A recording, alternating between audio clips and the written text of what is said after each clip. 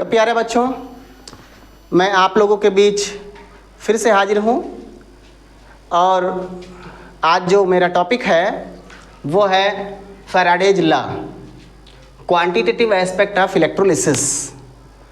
सबसे पहले हम इस टॉपिक को पढ़ने से पहले ये जानने की कोशिश करते हैं कि इलेक्ट्रोलिसिस क्या होता है, वैद्युत अपघटन क्या होता है।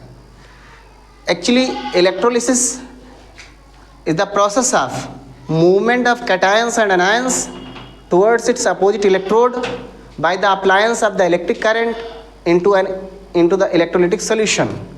जब किसी हम इलेक्ट्रोलिटिक सॉल्यूशन में इलेक्ट्रिक करंट अलाउ करते हैं, इलेक्ट्रिक करंट देना शुरू करते हैं, तो उस इलेक्ट्रोलिटिक सॉल्यूशन में ऑलरेडी अवेलेबल पॉजिटिव और नेगेटिव आयन का डिफरेंट इलेक्ट्रोड्स की ओर मूव कर जाना और वहाँ पर ऑक्सीडेशन और रिडक्शन शो करना, ये पूरी प्रक्रिया इलेक्ट्रोलिसिस कहलाती है। जैसे प्रेजेंट केस में हम देखते हैं, हाँ ये जानते हैं कि इलेक्ट्रोलिटिक सॉल्यूशन क्या होता है या इलेक्ट्रोलिटिक सेल क्या होता है। देखिए, एक सेल उस डिवाइस को कहते हैं जिनमें तीन चीज़ें होनी चाहिए। सेल उस डिवाइस को कहेंगे जो तीन चीज़ों को फुलफिल करता हो। पहला, एक वेसल होना चाहिए, एक बर्तन होना चाहिए। दूसरा, इलेक्ट्रोलिटिक सॉल्यूशन होना चाहिए, इलेक्ट्रोलिटिक सॉल्यूशन होना चाहिए। और तीसरा, दो इलेक्ट्रोड्स होने चाहिए। जिस भी डिवाइस में ये तीन चीज़ें होंगी उसको हम सेल कह देंगे। प्रेजेंट केस में क्या है कि यहाँ NaCl का वाटर में सॉल्यूशन है, ये इलेक्ट्रोलिटिक सॉल्यूशन होगा। ये एक बर्तन है, ये वेसल हो गया, और दो रॉड लगे हुए हैं, ये इलेक्ट्रोड हो गया। जब हम NaCl को वाटर में डिज़ोल्व करते हैं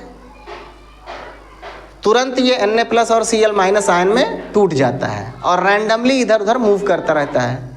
बट जैसे ही उसमें दो रॉड डिप करते हैं और उसके बाद में उसमें इलेक्ट्रिक करंट प्रोवाइड करते हैं, करंट देना शुरू करते हैं, तुरंत जो Na+ Cl- ion randomly move कर रहे थे वो डायरेक्शनल हो जाते हैं, वो किसी एक दिशा की ओर भागना शुरू कर देते हैं। Na+ कैटायन है और ये निगेटिव प्लेट की ओर जाएगा, मीन्स कैथोड की ओर जाता है। Cation migrates towards the cathode. On the other hand the anion negatively charge species migrates towards the anode. Negative charge species anode की ओर माइग्रेट करना शुरू कर देता है। तो जब ये आयंस अपोजिट चार्जेस की ओर मूव करते हैं, जैसे Na+ ये मूव करेगा कैथोड की ओर और Cl- ये मूव करेगा एनोड की ओर, तो वहाँ जा करके क्या करते हैं, Na+ माइग्रेट करके यहाँ पे गया तो यहाँ पर ये एक रिएक्शन करेगा। वो रिएक्शन क्या होगा, देखिए यहाँ पर एट कैथोड, कैथोड पर क्या होगा, निगेटिव प्लेट पर क्या होगा, Na+ जाएगा, ये एक इलेक्ट्रॉन लेगा और इलेक्ट्रॉन लेकर के Na बना लेगा। वहीं एनोड पर क्या होगा, एनोड पर Cl- जाएगा, ये एक इलेक्ट्रॉन निकालेगा और हाफ Cl2 बना लेगा। इस तरह से आप पाएंगे कि यहाँ से क्लोरीन गैस बार बार निकलेगी, इस वाले प्लेट पर क्लोरीन गैस निकलेगी, Cl2 निकलेगी, और यहाँ पर Na+ आ करके एक्युमुलेट हो जाएगा। ये प्रोसेस माल्टन NaCl इलेक्ट्रोलाइट के केस में होता है। अगर एक्वस मीडियम में लेते हैं तो एक्वस मीडियम में Na+ तो यहाँ पर जाएगा ही, साथ ही साथ H2O भी वहाँ पर जाएगा। तो इस वजह से वहाँ पर दो रिडक्शन रिएक्शन होने शुरू हो जाते हैं। क्लोरीन यहाँ पर तो जाएगा ही, वाटर भी उस ओर जाएगा, तो दो तरह के ऑक्सीडेशन रिएक्शन होने शुरू हो जाते हैं। तो ये यहाँ पे कंपटीशन अराइज होता है और उस कंपटीशन में कौन सा रिएक्शन होगा, कौन सा रिएक्शन नहीं होगा, ये दूसरा एस्पेक्ट है, इसके बारे में बाद में बताएंगे। लेकिन अभी हम अपने डिस्कशन को फैराडे का जो मेन लॉ है इस पे हम फोकस करते हैं कि जब हम इलेक्ट्रोलिसिस कराएंगे तो इलेक्ट्रोलिसिस कराने पर जो कैटायन है वो कैथोड पर जा करके एक्युमुलेट हो जाएगा और एनायन जो है वो एनोड के पास जा करके कोई गैस बना करके निकल जाएगा। यहाँ पर जो मेटल है वो कैथोड पर जाएगा, वही पॉजिटिवली चार्ज होता है। NaCl के केस में Na जाएगा, Na+ जाएगा। अगर ZnSO4 लेते हो तो Zn+2 जा करके वहाँ एक्युमुलेट होगा। AgNO3 लेते हो तो Ag प्लस वहाँ जा करके एक्यूमुलेट होगा। फैराडे का फर्स्ट लॉ है क्या? फैराडे ने 2 लॉ दिए। इनका जो फर्स्ट लॉ है, Faraday's first law,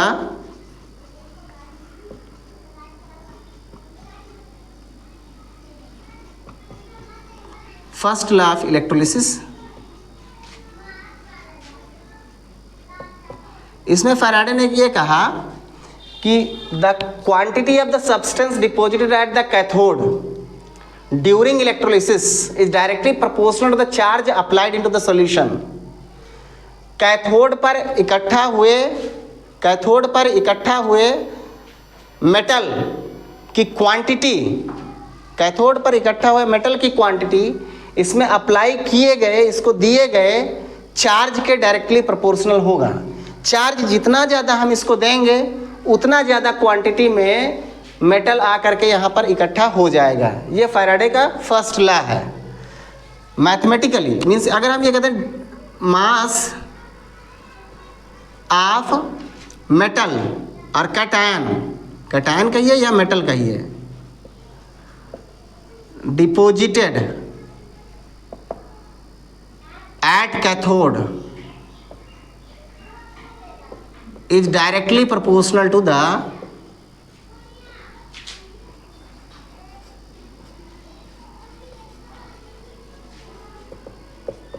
charge applied into the solution। Solution में जितना चार्ज सप्लाई किया होगा। मैथमेटिकली अगर हम कहें तो यह हो जाएगा W is directly proportional to Q। Q है charge, Q is equal to होता है I इंटू टी, जहाँ I क्या है? Current in ampere,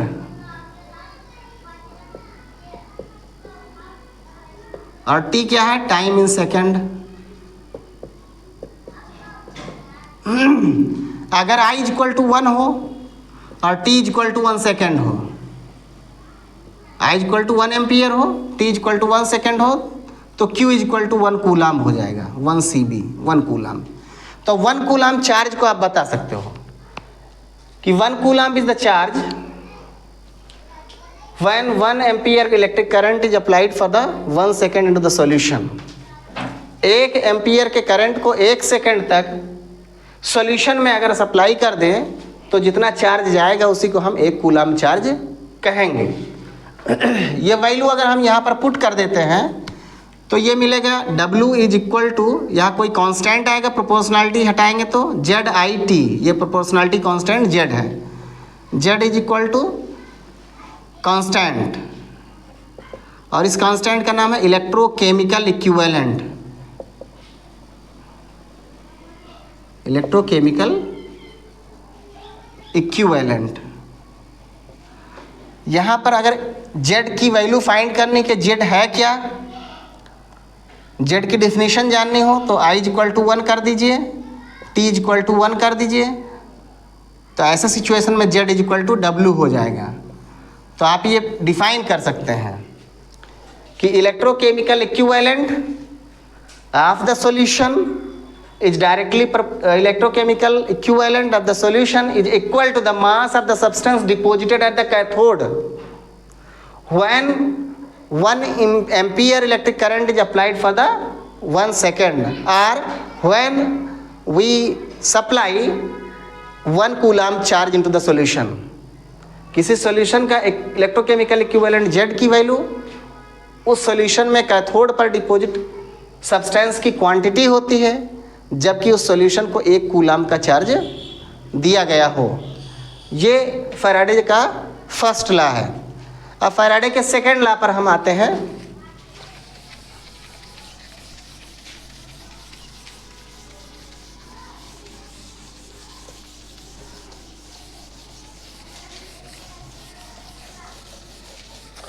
Faraday's second law of electrolysis.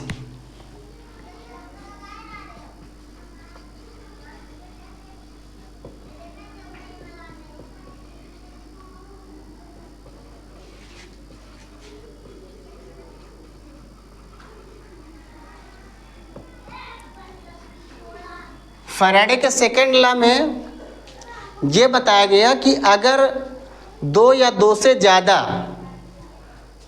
Cell जिसमें डिफरेंट डिफरेंट इलेक्ट्रोलाइटिक सॉल्यूशन रखे हुए हैं, इनको एक सीरीज में कनेक्ट कर लेते हैं और सेम क्वांटिटी का इलेक्ट्रिक करंट सभी में पास कराते हैं। तो ऐसा सिचुएशन में सभी सेल्स में कैथोड पर डिपॉजिटेड डिफरेंट मटेरियल्स की क्वांटिटी, उसका मास उन डिपॉजिटेड मेटल के इक्विवेलेंट मास के डायरेक्टली प्रोपोर्शनल होगा। एक फिगर बनाते हैं और इसको समझते हैं। सपोज करिए कि हम 3 सेल ले रहे हैं और तीनों सेल में अलग अलग इलेक्ट्रोलाइटिक सॉल्यूशंस रखे हुए हैं। पहले केस में मान लेते हैं कि हमने HCl का सॉल्यूशन लिया, दूसरे में AgCl या AgNO3 का सॉल्यूशन लिया, तीसरे सेल में ZnSO4 लिया, यहाँ पर HCl ले लिया, इस वाले में AgCl ले लिया, इस वाले में ZnSO4 का सॉल्यूशन ले लिया। 3 सेल लिए और तीनों सेल में हमने अलग अलग इलेक्ट्रोलाइटिक सॉल्यूशन लिया और इसके बाद में इनको हमने इलेक्ट्रोड्स लगा करके सेल कंप्लीट कर दिया। यहाँ पर दो इलेक्ट्रोड लगाए, एक कैथोड और एक एनोड। यहाँ पर एक कैथोड और एक एनोड, यहाँ पर भी एक कैथोड और एक एनोड। इस तरह से हमने लगा दिया। अब क्या करते हैं कि जैसे मान लीजिए कि ये कैथोड है और ये एनोड है, ये पॉजिटिव प्लेट है, ये नेगेटिव प्लेट है, ये पॉजिटिव प्लेट है, ये नेगेटिव प्लेट है। इसी तरह से ये पॉजिटिव प्लेट है और ये नेगेटिव प्लेट है। और इसमें क्या किया गया कि इस वाले नेगेटिव प्लेट को इस पॉजिटिव प्लेट से कनेक्ट कर दिया गया, इस नेगेटिव प्लेट को इस पॉजिटिव प्लेट से कनेक्ट कर दिया गया।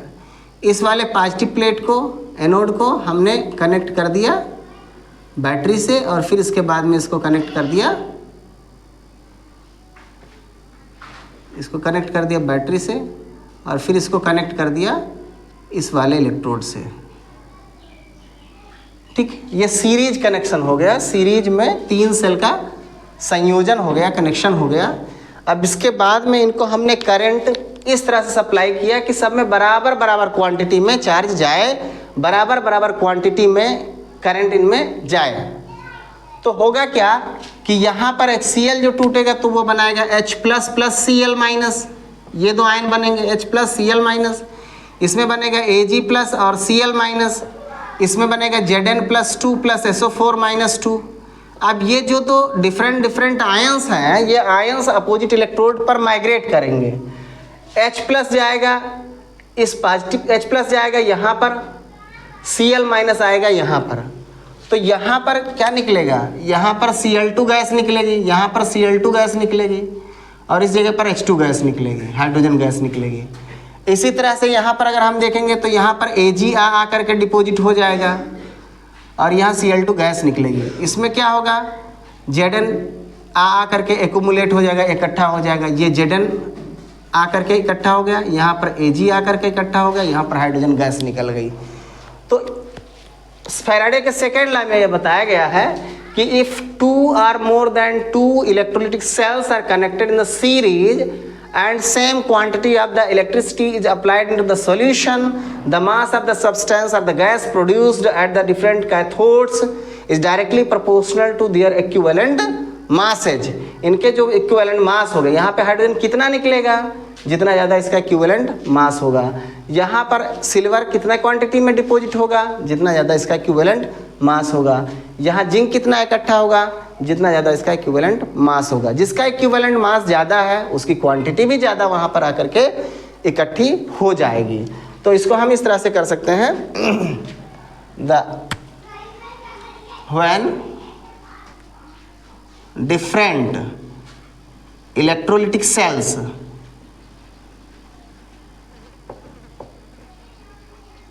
are connected in series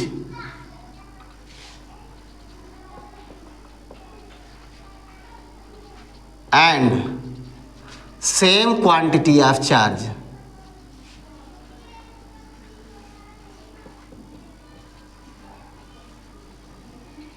applied, mass of substance deposited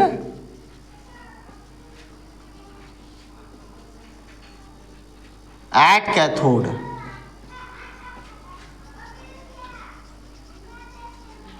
is directly proportional to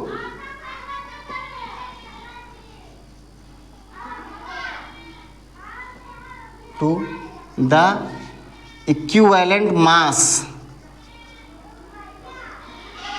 of substance. Mathematically इसको हम इस तरह से कह सकते हैं कि mass of substance deposited is directly proportional to the equivalent weight. W is the mass of substance deposited or the gas evolved. E is the equivalent of that substance. तो अगर हम ये लिख देते हैं कि W बटा E, तो कोई कांस्टेंट लगेगा, सपोज कर लीजिए कोई कांस्टेंट K लग गया. अगर हम इसके लिए जो मास H2 का निकल रहा है W1 माने और इसका इक्विवेलेंट E1 माने, तो ऐसा सिचुएशन में क्या हो जाएगा, W1 upon E1 is equal to K. इसी तरह से दूसरे सेल के लिए क्या हो जाएगा, W2 upon E2 is equal to K. Similarly W3 upon E3 is equal to K. ये हो जाएगा. और इनको इक्वेट कर दें तो हम ये पाएंगे W1 upon E1 is equal to W2 upon E2 is equal to W3 upon E3. ये हो जाएगा इस तरह से. या आप किन्हीं दो को ले लो, जब सब बराबर हैं तो अगर हम इन दोनों को लेते हैं, इन दोनों को मान लीजिए सेलेक्ट करते हैं, इन दोनों को सेलेक्ट करते हैं, तो इन दोनों को सेलेक्ट करेंगे तो W1 upon E1 is equal to W2 upon E2. या इसको आप ऐसे लिख सकते हो W1 upon W2 is equal to E1 upon E2. इसी तरह से इसको इसके साथ में इक्वेट कर सकते हो. इसको इसके साथ में कैसे बन सकता है, W1 upon E1 is equal to W3 upon E3. या इसको आप लिख सकते हो W1 upon W3 is equal to हो जाएगा E1 अपान E3. ऐसे और भी बनाए जा सकते हैं. या आप ये कह सकते हो कि इनका जो W है वो E के डायरेक्टली प्रोपोर्शनल है, और W is directly proportional to E. W की जगह पर हम ये लिख सकते हैं ZIT. W की जगह पर लिख सकते हैं ZIT directly proportional to E. अगर दो डिफरेंट टाइप के सॉल्यूशंस हों और उनमें सेम चार्ज दी जा रही हो तो I और T कांस्टेंट हो जाएंगे, इनकी वैल्यूज फिक्स हो जाएंगी. तो ऐसे सिचुएशन में फॉर टू डिफरेंट सॉल्यूशंस ये हो जाएगा Z1 IT is equal to E1. इसी तरह से Z2 IT is equal to E2. या आप लिख सकते हैं इस तरह से Z1 upon Z2 is equal to Z1 IT upon IT E1 upon E2. ये दोनों कैंसिल हो जाएंगे तो Z1 upon Z2 is equal to E1 upon E2. या शार्ट में आप ये कह सकते हो Z is directly proportional to E. Z is directly proportional to E. या आप ये भी लिख सकते हैं 1 upon Z2 is equal to E1 upon E2 होगा. या इसको आप ये कह सकते हैं कि Z is directly proportional to E या E is directly proportional to Z. E is directly proportional to Z.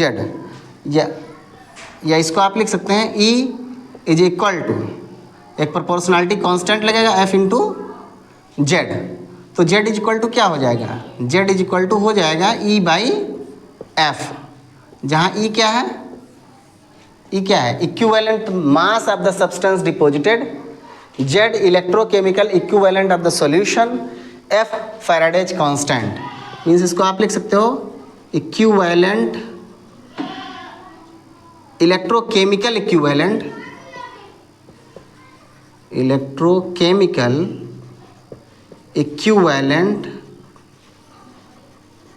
Is equal to होगा equivalent mass upon Faraday's constant. और ये फैराडेज कांस्टेंट कितना होता है, F इज इक्वल टू होता है 96,500। ये फैराडे कांस्टेंट होता क्या है, 1 फैराडे क्या होता है, 1 फैराडे मीन्स होता है कि 1 मोल इलेक्ट्रॉन का जो चार्ज होता है उसी को हम 1 फैराडे कहते हैं। 1 मोल इलेक्ट्रॉन का चार्ज 1 फैराडे होता है। Charge of 1 mole electron, 1 mole electron. आइए इसको कैलकुलेट करते हैं। चूँकि Q is equal to 1 mole electron कितना हो जाएगा, 6.023 इंटू 10⁻23। ये 1 मोल इलेक्ट्रॉन हो गए। और 1 इलेक्ट्रॉन का चार्ज कितना होता है, 1.6 इंटू 10⁻−19 कूलम। इसको हम मल्टीप्लाई कर लेते हैं। तो मल्टीप्लाई करेंगे तो क्या पाएंगे, 16 से इसको मल्टीप्लाई अगर हम कर लें तो 16 तिया 48 हंसला 4, 16 दूना 32, 4 36 हंसला 3, 16 छक्का 96, 16 तिया 48, 8 4 आया, 16 दूना 32, 4 36, 16 छक्का 96।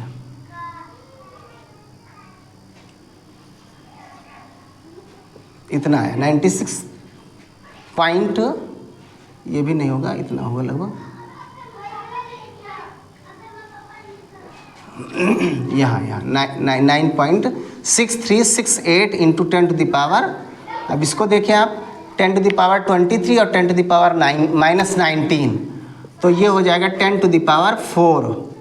तो 10⁴ इसको सॉल्व करेंगे तो ये हो जाएगा 96,368, या इसको हम अप्रॉक्सीमेटली मान लेते हैं 96,500 कूलम। इसको हम 1 फैराडे कहते हैं। 1 फैराडे इज इक्वल टू इतना होता है। तो आप लोग समझ गए होंगे फैराडे के 2 लॉज हैं। फर्स्ट लॉ ऑफ इलेक्ट्रोलिसिस में क्या बताया गया है, फर्स्ट लॉ ऑफ इलेक्ट्रोलिसिस में बताया गया है कि जब किसी एक इलेक्ट्रोलिटिक सॉल्यूशन में करंट हम अलाउ करते हैं तो कैथोड पर जो मटेरियल इकट्ठा होगा उसकी क्वांटिटी उसमें सप्लाई किए गए चार्ज के डायरेक्टली प्रोपोर्शनल होगा। सेकेंड लॉ में बताया गया है कि अगर 2 या 2 से ज़्यादा इलेक्ट्रोलिटिक सेल को हम सीरीज में कनेक्ट कर लेते हैं और सेम क्वांटिटी का चार्ज अगर सप्लाई करते हैं तो ऐसे सिचुएशन में कैथोड्स पर जो सब्सटेंसेस इकट्ठी होंगी वो इनमें सप्लाई किए गए वो यहाँ पर जो कैथोड पर मटेरियल इकट्ठा होगा वो इन मटेरियल के इक्विवेलेंट मास के डायरेक्टली प्रोपोर्शनल होता है। W is directly proportional to E। उम्मीद करता हूँ कि आप सभी को ये वीडियो पसंद आएगा। अगर आपको कोई प्रॉब्लम है, कोई नई वीडियो के बारे में जानकारी चाहिए तो आप अपना टॉपिक लिख करके कमेंट करें और वीडियो को लाइक और सब्सक्राइब करें। पूरे वीडियो को अंत तक के देखें। धन्यवाद।